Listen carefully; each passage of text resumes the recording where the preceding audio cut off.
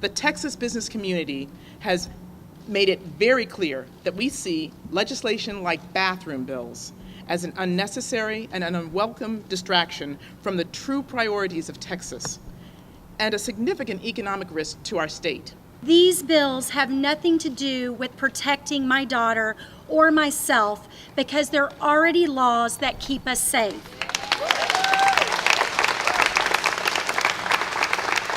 But what I am worried about is the very real impact these bills will have on my business, the people I employ, and my industry. As a large employer of Texas and as an employee of Dell for almost 17 years, one of the main reasons that I love going to work every day and doing what I do is because we have a culture of inclusion where we can include and promote our employees that have the very best ideas to serve our company and our customers. These bathroom bills are distracting. We need the legislature to focus on what matters: education, bringing the skills into Texas that we need.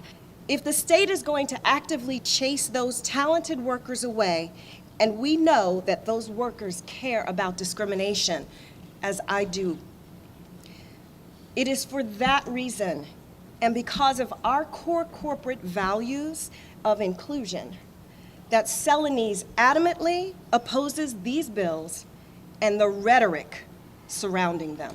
We are so proud to serve Austin and be able to tell the story the rest of the world about our vibrant, diverse, and very welcoming city.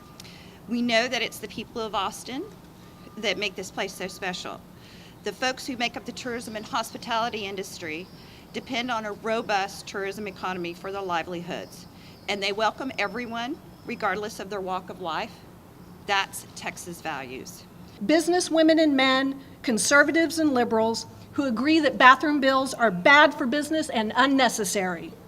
I'm also a fourth-generation Texan, a churchgoer, and I have voted for Democrats and Republicans. Combined, my husband and I have 5 children, and we're expecting our first grandchild later next month. Like most mothers, I have been fiercely protective of my children, but never, ever have I felt threatened in a bathroom or a locker room, and I am skeptical that the safety and privacy of women and children is the true motive behind these bills. Discriminatory bills do hurt the Texas economy, and they directly impact our ability to attract and retain our talent. We are in a well-paying and highly competitive tech field, and as mentioned, that makes it very, very important that we be able to get talent. We ask our leaders inside this building to remember us, the small businesses of this state. We employ real people whose families depend on this income. You've said over and over that we, Texas business, are the heart of this state's economy, and Texas's small businesses, the backbone. Please show us you mean it by standing up with us to prevent needless economic harm.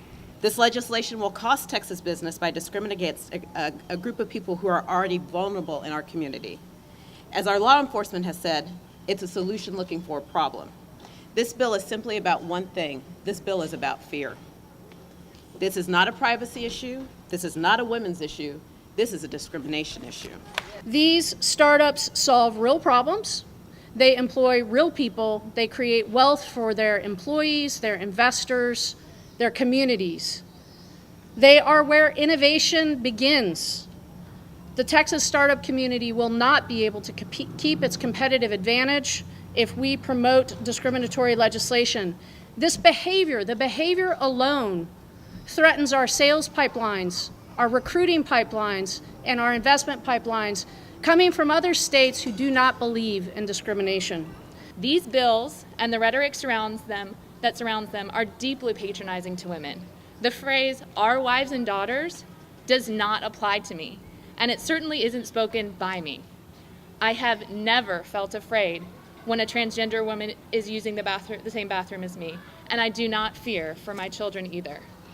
I hope it will be heard when I say loud and clear, I reject the idea that these bathroom bills are being done for women and girls. I implore all Texans to not only support but to demand legislation based on actual facts rather than misplaced fear.